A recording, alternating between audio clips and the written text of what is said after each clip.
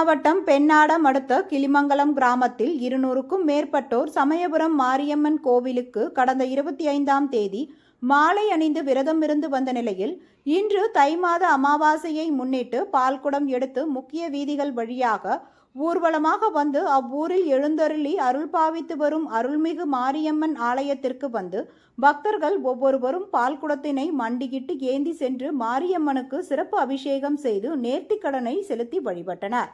சமயபுரம் மாரியம்மன் கோவிலுக்கு மாலை அணிந்த பக்தர்கள் வருகிற 31ஆம் தேதி சமயபுரம் கோவிலுக்கு செல்ல யாத்திரை உள்ள நிலையில் இந்த பால்குட ஊர்வல நிகழ்ச்சியில் ஏராளமான பொதுமக்கள் கலந்து கொண்டனர்.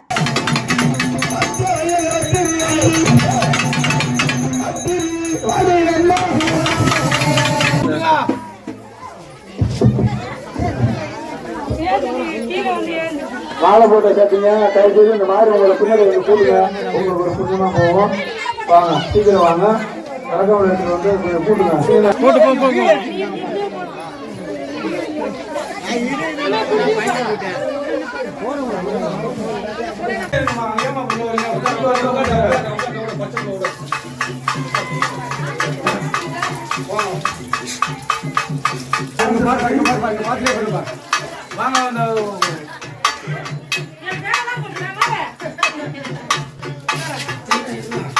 வாங்க